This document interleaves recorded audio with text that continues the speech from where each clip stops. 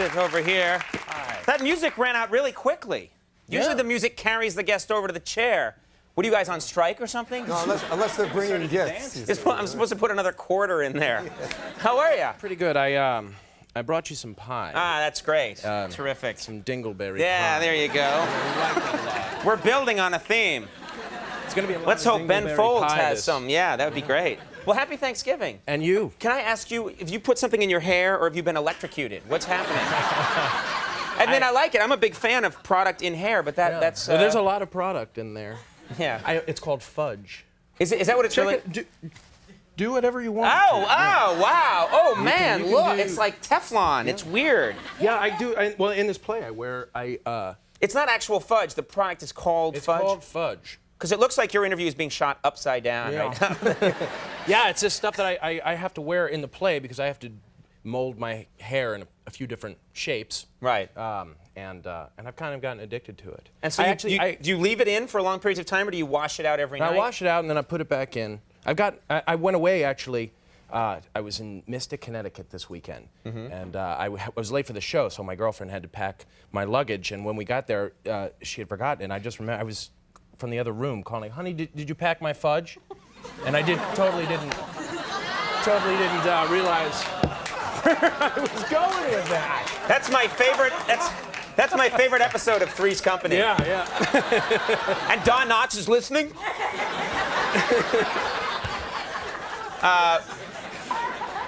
Happy Thanksgiving, though, in all sincerity. It is nice to have you here. Where are you going to celebrate? Do you have some place you can go? Or are you going to... I'm going to this bar called Molly's Shabin. Is this a sad thing that you're going to a bar, or is it a happy thing?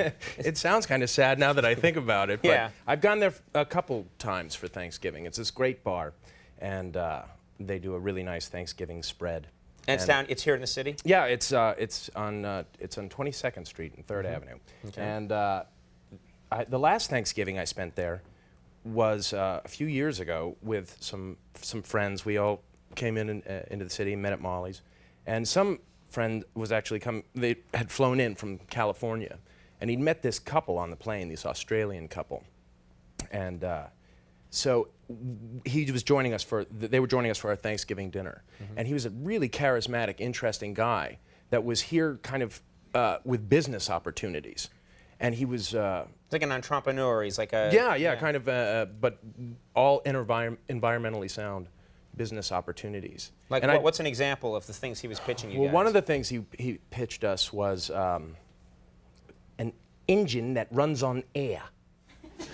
He was telling us that there was this engine, this like new engine that ran on air. And then there was another one that was a tree that grew an inch a day. An engine that runs on air is a balloon deflating.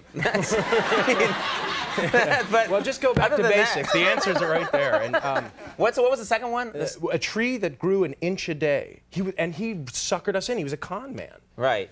And we all had our checkbooks out. We were really ready to kind of Give him invest your fortune, in some of these ideas. And then he finally said, "You know, it's the greatest speech an actor's ever given on the environment. The greatest actor ever to give a speech on the environment." It's the worst Australian accent I've ever heard. And we said, "What?" And he said, "Steven Seagal on Deadly Ground." And then we put our checkbooks away. He lost us on that. That's where he always loses people. Yeah, he went one step too far. You know, whenever I try an Australian accent, I just stick to g'day and shrimp on the barbie. It's probably the best thing to do. And if I ever was an actor and I had to play an Australian guy, I would have the speech rewritten so it was just alternating those words. Now here comes Mr. Phelps. G'day, shrimp on barbie. Barbie shrimp, g'day. G'day, barbie shrimp. And they'd have to chyron what the hell I was talking about. Or you could also just say, Australian for beer. That's the other one. That would get you. Beer. That's not a knife. This is a knife. Just memorize Crocodile Dundee movies. How's the play going? It's going really well. Yeah? Yeah. You like doing live theater? Is it? Because I always think that would be kind of scary. Here, if something goes wrong, I can edit it. Yeah. That's not actually true. We don't have the money for that. But but someday. It can be, a little embarrassing sometimes when things happen that aren't supposed to, and you can edit it out. Last month, Rachel Weisz, Gretchen Mol, and Frederick Weller, the four of us are doing this show, but Rachel Weisz and I had this scene in bed, and we're laying in bed, and the sheets are covering us, and we're both in boxer shorts, so it doesn't really matter anyway. But we're kind of playing around. It's a sweet scene, and the sheets actually had fallen down, and I had my leg up, and I was talking to Rachel over here, and didn't quite realize until I heard some rumbling from the audience that my leg was up and my boxers were hanging down.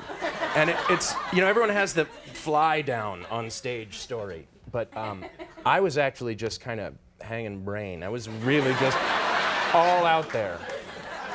And maybe my least favorite phrase ever.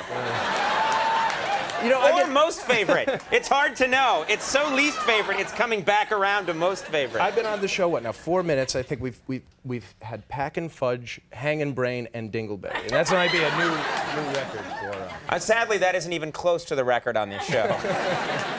The dirtiest show on television, yeah. So wait, what do you do when you realize I'm gonna just join in here. When you realize you're hanging brain in that situation, what do you do? You get the sheets back over you, first of all. Right. And then you just try and play out the rest of the scene, knowing the entire... the other thing, too, it wasn't just brain. It was everything. All right, okay, I don't want to know... I don't want to know what your euphemism for the rest of it is. You know brain I mean? stem. No.